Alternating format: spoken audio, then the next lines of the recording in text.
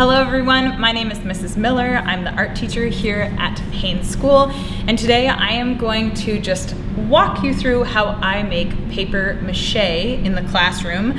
At the end of the year, we're going to be putting together a big, large sculptural installation in the school library, and we're going to be using a bunch of paper mache pieces made by all grade levels of students, K through 12, and I wanted to invite you at home, if you are interested in being a part of it, to invite you to possibly make a small piece to help contribute. So first, I'm going to show you how I whip up paper mache, then I'm going to show you how to lay it on a piece of cardboard, really simple, and then kind of what it looks like when it dries. So my simple paper mache, all it requires is a little bit of all-purpose flour. I use hot water. You can do this on a stove. Some people cook paper mache. I'm just using hot water from a tea kettle, an electric tea kettle that I used, a little bit of cool water, and then I also use a small amount of the Stay Flow liquid starch. And all these things get put together and cook the tiniest amount with that hot water and then make up your paper mache paste. So I'm gonna start with just this amount of all-purpose flour. And obviously, if you are making this at home, you can make a small batch at first. And then I'm gonna add in some hot water. And you can see it steaming off of there. And it kind of cooks just a little bit like oatmeal. We wanna get all that gluten started. So it kind of looks like this glutinous mass. And I'm gonna keep adding as I go. Just like I tell the kids, it's kind of like making pancake batter. Same thing. And so I'm going to keep adding and adding as I go. And I'm going to continue doing this until I get about the consistency of pancake batter. Right now it's like more like oatmeal. I just added in a little bit of cold water. And I'm going to keep whisking. And then I also add in about, depending on the size of the batch, a couple tablespoons of the Stay Flow starch. So I'll put a little bit of that into the mix. And then continue whisking it until I have very few lumps, although the lumps are not that big of a problem, and the kids love to get out the lumps, so that works for me. And then eventually, after you continue whisking this, you'll get to more of a consistency of a pancake batter.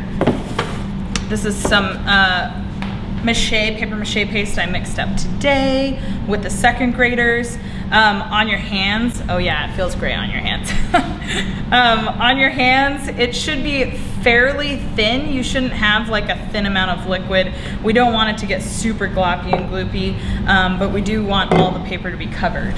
So I'm going to actually be using, let me wipe my hands off really quick. I'm going to be using two different types of paper, and I'm going to show you, I just use a little bit of cardboard. So I'm going to be using a piece of cardboard just like this to create a leaf.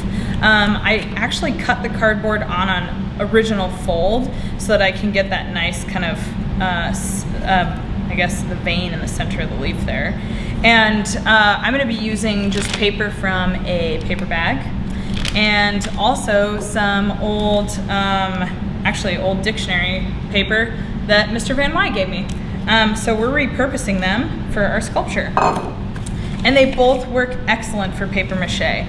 And with the younger students, this can get a little messy, and my quick tip for them is to always squeegee the paper mache.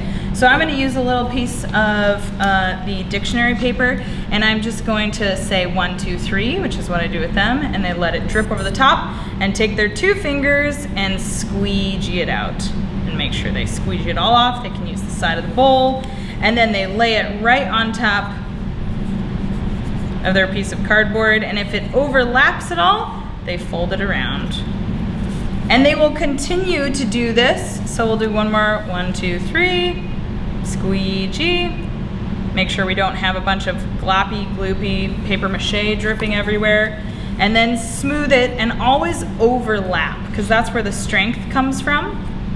When all this flour and gluten dries, we want all that paper to be overlapped.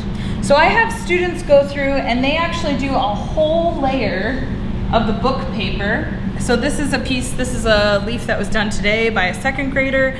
They went over, almost all the way over with some book paper. And then we'll go around a second time with the brown paper bags. So this one needs a little bit of a cleanup. Sometimes we'll get some gloppy paste there, which can be smoothed out later on. And then this is a dry one that has been finished up and all ready to paint. And so this is 2 or 3 heavy layers of paper mache. It becomes quite hard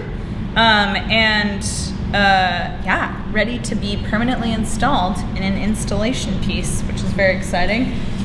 These are a few of my painted ones actually from last year. So right before COVID, I had students working on these and we painted them, and then we went away for spring break, and they have been patiently waiting to go into an art installation, and they have the students' names on them as well. So all of these are going to get combined together.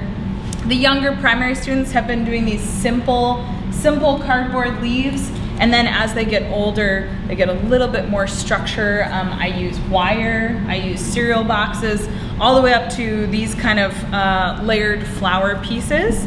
And this is a high school piece that is created by just using a little bit of brown paper for a center, scotch tape, wire, and then cereal boxes, and then covered with that book paper. So paper mache is a really fun thing that you can do at home with your children and your students. It's an easy way to create sculptures and use just what you have in your kitchen. And I hope you have fun.